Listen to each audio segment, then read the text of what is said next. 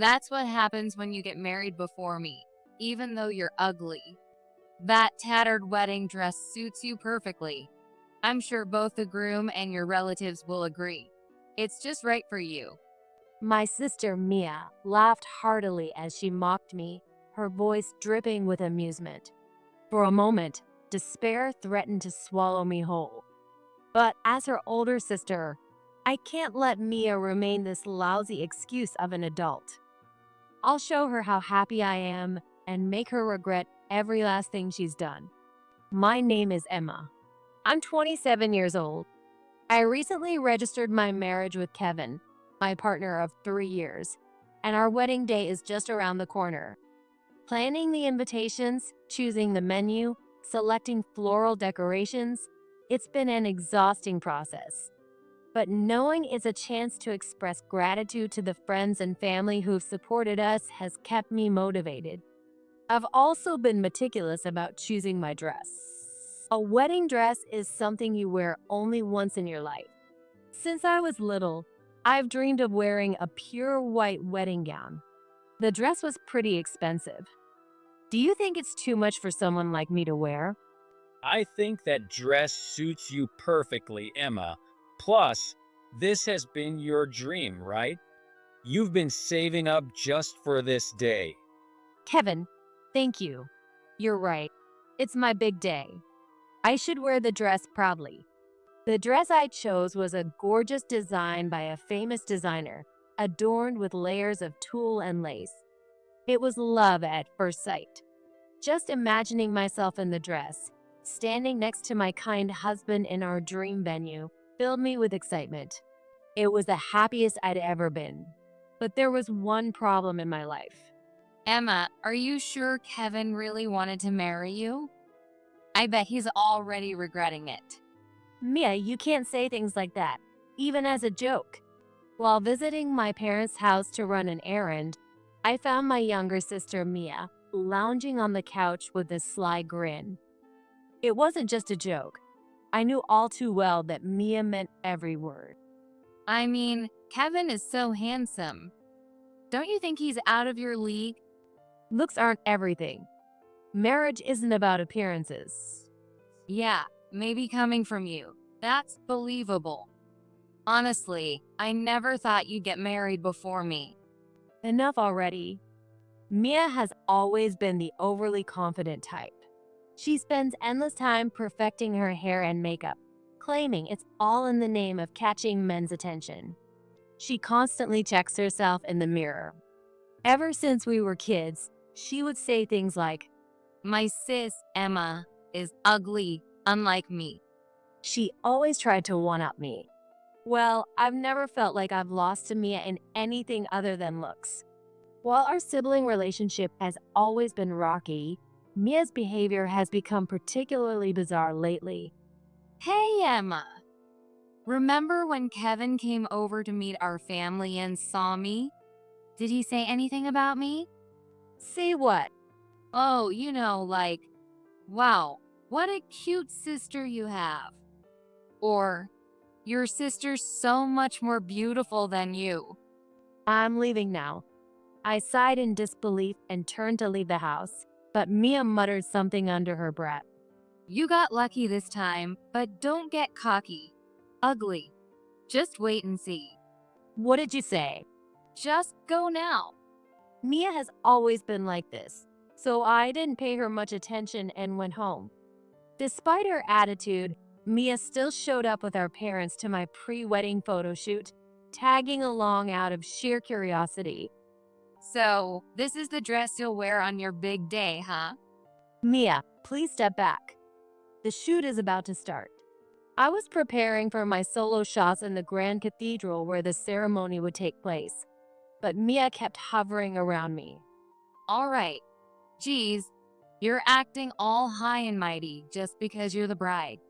It's not like I'm trying to steal the spotlight, but today is my pre-wedding photo shoot.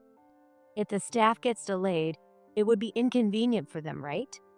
Emma, you're the perfect example of someone who has to rely on others' goodwill because they're so plain. Just so you know, that dress doesn't suit you at all. Mia leaned close and whispered so no one else could hear, her words cutting deep. What the?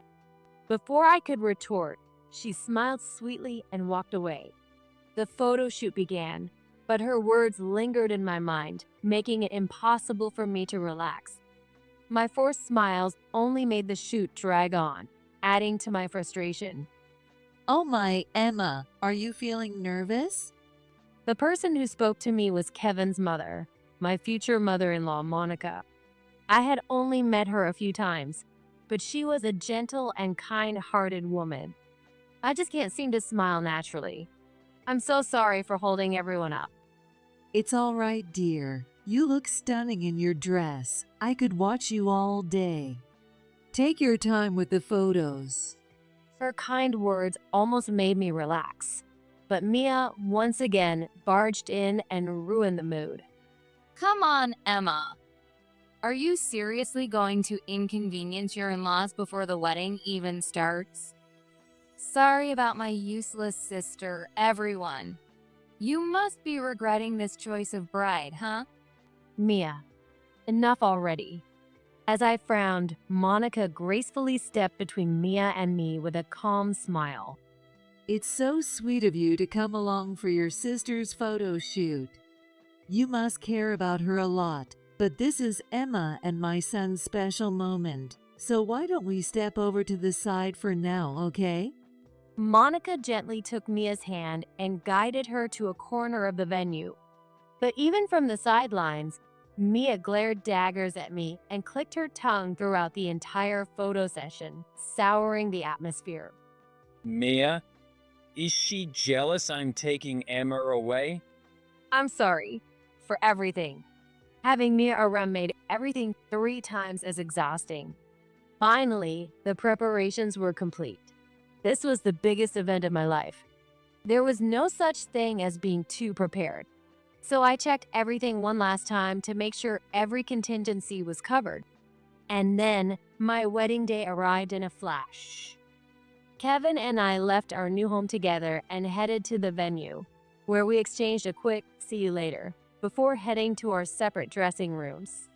The moment has finally come to wear my dream wedding dress and vow eternal love to the person I cherish. A childhood dream is about to come true.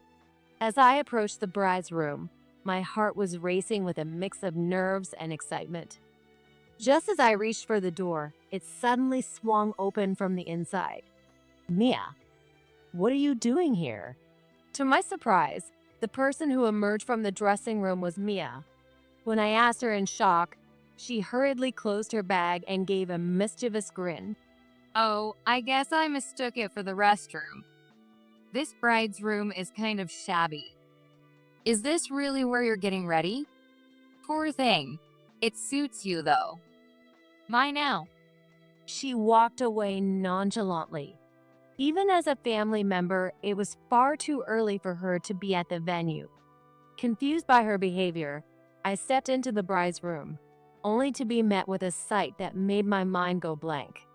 The bride's room was elegantly decorated with a serene and refined touch. Hanging there, however, was my wedding dress, shredded and utterly ruined. What is this? The ruined dress, with its torn tulle and lace, was unmistakably the one I had chosen to wear for my wedding.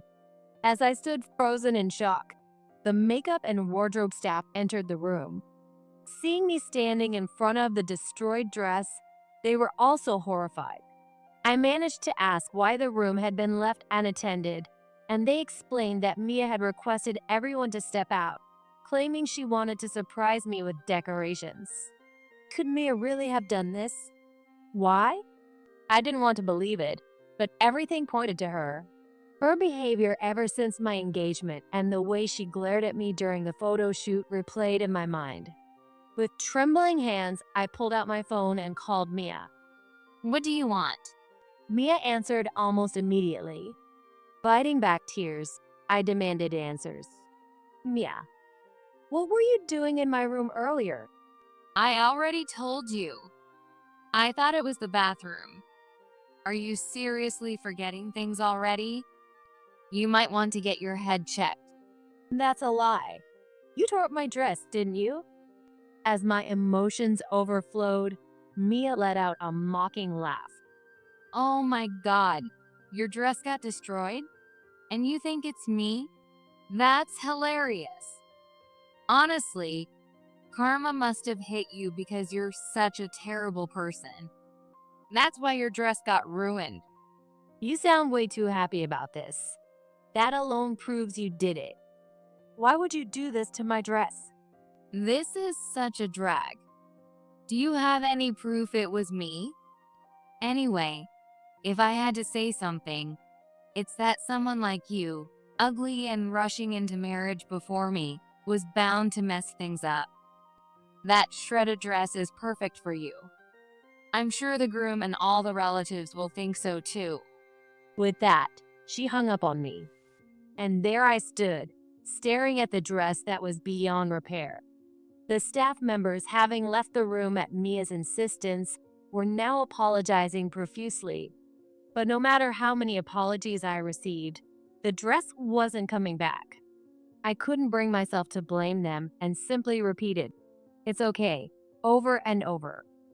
But would the wedding even happen now? Lost in despair, I barely registered the soft knock on the door. Emma, are you getting ready? Oh my. The person who entered the room was Monica. She had brought some refreshments for the staff. But as she stepped into the bride's room, which now felt more like a wake than a wedding, her expression turned serious. This is awful. What happened to your dress? Well, it's my sister, Mia. As I explained the situation, deflated and on the verge of tears, Monica nodded calmly. I see. Good thing I prepared for the worst. Prepared? What do you mean? Listen, Emma, I have a suggestion. Normally gentle and laid back, Monica suddenly adopted a firm and decisive expression as she proposed a plan to me. If Monica is going to help me, then I'll go all in. Fueled by her strategy, my despair turned into determination. I was no longer considering canceling my ceremony. I was ready to make it perfect. Just watch, Mia. I'm going to shine so brightly you'll regret everything you've done. With my spirits lifted, the staff enthusiastically rallied around me, dressing me up with even more care. Carrying a renewed sense of resolve, I stepped into the chapel, ready to face the most important day of my life. From the magnificent chapel built outside the venue, solemn music resounds. When the large doors in front of me opened, I saw my dad waiting to escort me down the aisle. At the end of the aisle stood the altar, where Kevin was waiting. As my dad and I began to walk down the aisle, a murmur rippled through the guests. Beside me, he was in tears. Kevin, unaware of the earlier drama, looked surprised. Through the veil, I sneaked a glance at Kevin's astonished face and couldn't help but chuckle softly. I then turned my gaze toward the bride's side of my family seating. There sat Mia, her expression frozen in utter disbelief. She had likely expected me to appear in a tattered or makeshift dress. Mia stood frozen, her mouth agape as she watched me make my entrance into the chapel. I walked past her and finally reached Kevin. After leaving my dad's side and taking Kevin's hand, I noticed Mia snapping out of her daze, nervously tugging at a handkerchief in her hands. By the time Kevin and I exchanged rings and shared our vows with a kiss, we were showered with flower petals as we exited the chapel. As we walked past Mia once more, the handkerchief she had been pulling on tore with an audible rip. It was amusing, but my intent had never been to humiliate Mia. I pushed her out of my mind and focused on savoring the joy of the moment. After taking group photos outside the chapel, we were guided to the reception venue. The ceremony went off without a hitch. I was surprised. I never expected you to come out in that dress, Emma. We shared a brief moment of conversation before heading back to our separate rooms. The atmosphere among the guests was light and cheerful as they began making their way to the reception. Suddenly, Mia stood bolt upright and yelled, Hold it right there. Why are you wearing such a fancy dress? Mia pointed accusingly at the dress I was wearing. What's with the long veil and that tiara? Not to mention the sparkling neckline. Why is someone like you, uglier than me, strutting around in something so nice? You have no right to wear that. It's outrageous. Her words were a mix of insults and grudging admiration. I could understand her envy. The dress truly was stunning. The veil was crafted from top-tier lace, flowing elegantly behind me. A luxurious Swarovski tiara adorned my head. The dress itself was made of glossy silk, with a voluminous train fit for a royal wedding. The bodice was tastefully embellished with sparkling Swarovski crystals. It doesn't matter who's beautiful or not. Every bride is beautiful and has the right to wear the dress of her dreams and enjoy her special day. Mia, you always look down on me and call me ugly. Who do you think you are? Of course, beautiful people are better than ugly ones. It's only natural that ugly people have lower social standing. Isn't that right, everyone? Don't you all agree that I'm more polished and prettier? Mia turned to the guests with a wicked smile, but they were all stunned into silence, including my parents. Mistaking their shock for agreement, Mia grew even more brazen. See? I told you. I'm obviously the more beautiful one. And yet, I don't even have a boyfriend while Emma gets married first. I just can't accept it. With that, she glared at me with fiery eyes and suddenly lunged at me. It's such a waste for someone like you to wear that dress.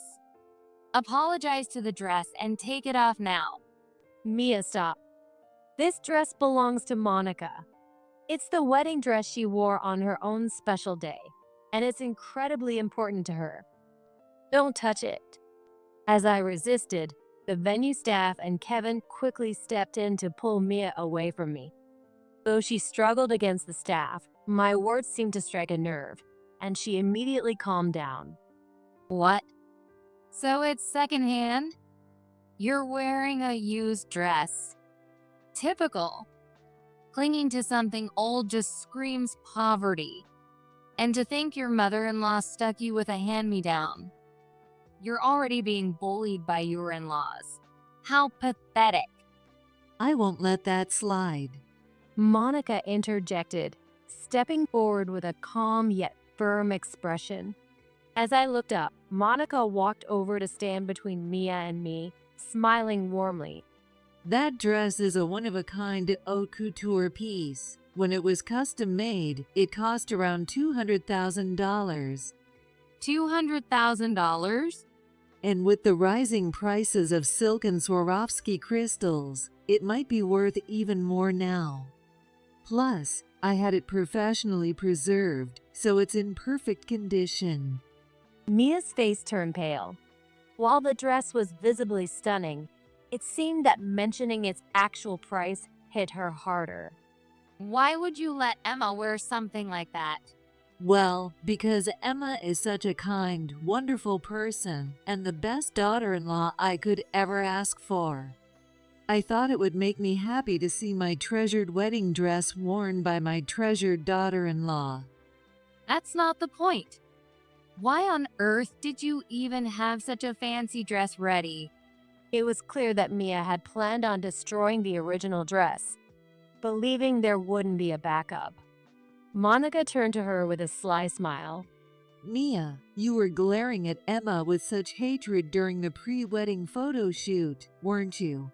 After we separated you, I noticed you kept zooming in on photos of her dress on your phone. I had a hunch you were planning something. I thought you were just a clueless, absent-minded old lady. Well, when your family has money, you develop a keen sense for malice from others. Her comment was nonchalant, but Mia latched onto the word money. Wait, you're rich? Does that mean Kevin is rich too? Handsome and wealthy? This makes even less sense. Why did he choose Emma? Why I married Emma? Well, I was planning to share that in my speech during the reception. Kevin blushed slightly, unfazed by Mia's outburst. When we went out for our first meal together, Emma insisted on splitting the bill. I'd never encountered that before. It really surprised me. She even offered to share the rent for our new home and suggested splitting the wedding expenses equally. Wait, what? Splitting the bill? That makes no sense. If Kevin's wealthy, he should cover everything. That's just being a responsible man, and Emma should have let him. That's how you support your man.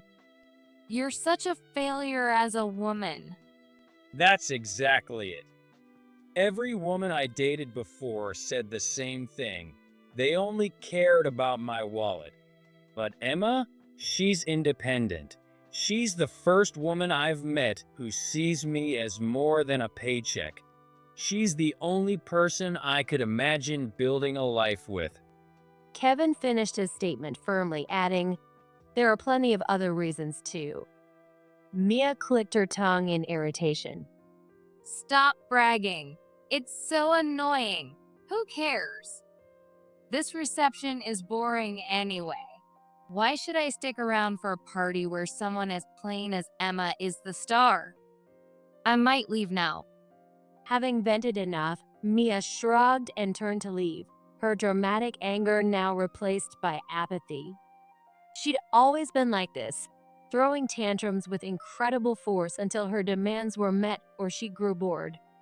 I'd endured her chaotic personality for years as her older sister, but seeing her unchanged as an adult was a bigger problem. It was time for me to give her one final lesson as her sister. Before Mia could walk away, I grabbed her arm to stop her. "This is a good time to tell you, Mia. You'll need to pay for the dress you shredded." Mia scowled at me, her face twisting with indignation before she smirked smugly. Pay for it? What are you even talking about? You have zero proof that I did anything to that dress. Keep dreaming. She yanked her arm free and chuckled as if the situation amused her. It was clear she was thrilled with the destruction she'd caused. But if she thought she could get away with it, she was wrong. As she gloated, I smiled calmly and nodded. Unfortunately for you, the surveillance cameras caught everything. I had extra cameras installed in the bride's room just for today. If you'd like, we can take this to the police and pursue charges for property destruction. While I'd hate for a family member to get arrested at my wedding, I'll do it if I have to. Wait, surveillance cameras? Are those some kind of wedding package add-on? Finally, the smile vanished from Mia's face, replaced by an expression of shock and growing panic. Standing before her, I remained completely calm as I began to explain. No, it's not a standard package. I had them installed specifically for my wedding day. They'll be removed tomorrow. Why do you even have the authority to install and remove them? Because this venue is owned by my company. You own this place? I thought you were just a boring office worker. Whether I was boring or not wasn't the point, but Mia wasn't wrong. I used to work a regular office job.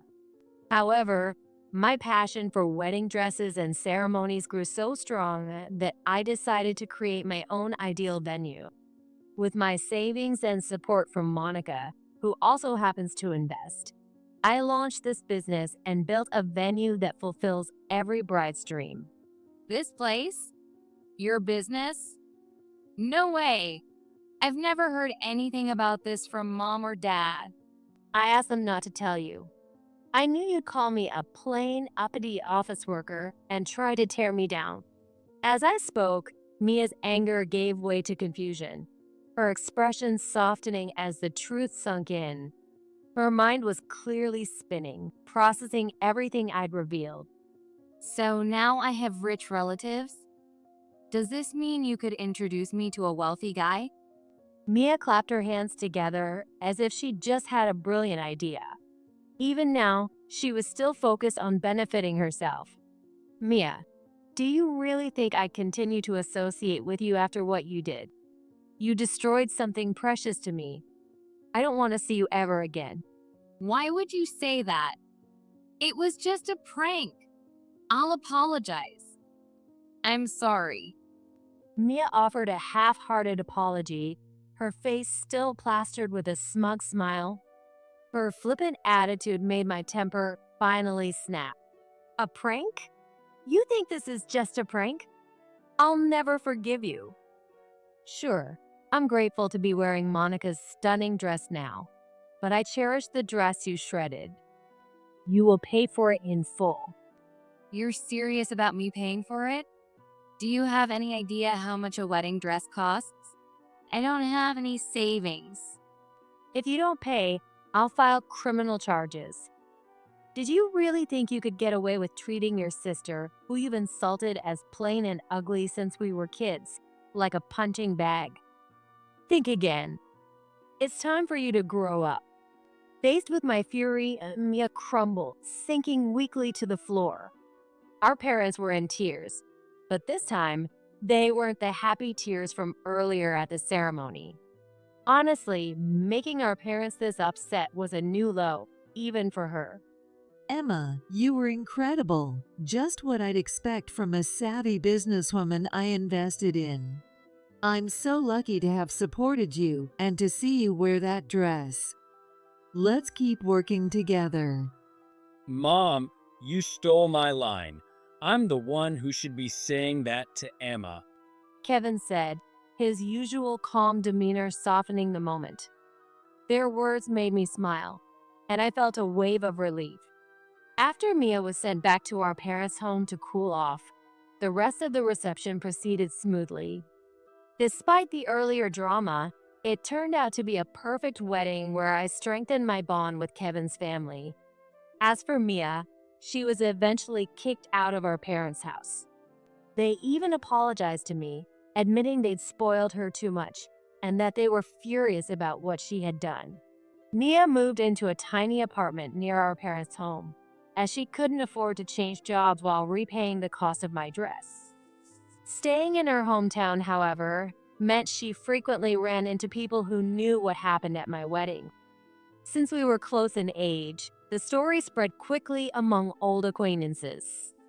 Every time Mia tried to reconnect with her friends, she was met with avoidance. Fed up, she eventually moved out of state.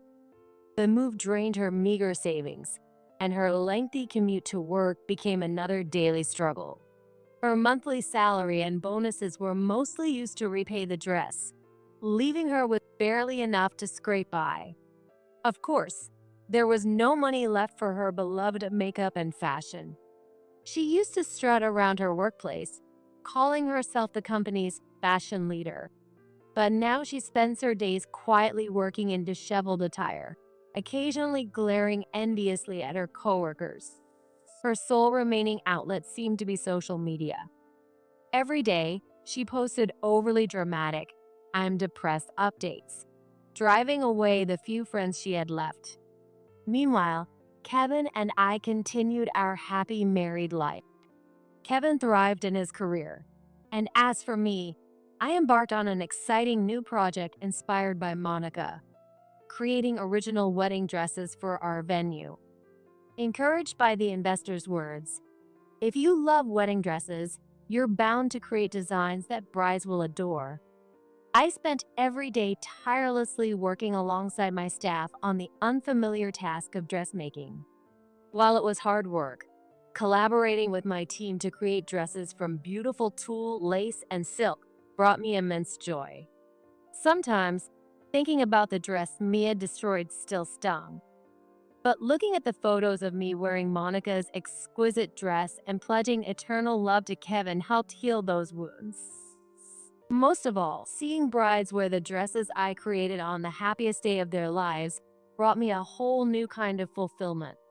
Every day, I'm grateful for Kevin, who chose to marry me, and Monica, who supported me both in my work and during the dress fiasco. And perhaps surprisingly, I'm even a little grateful to Mia for reminding me how deeply I love wedding dresses.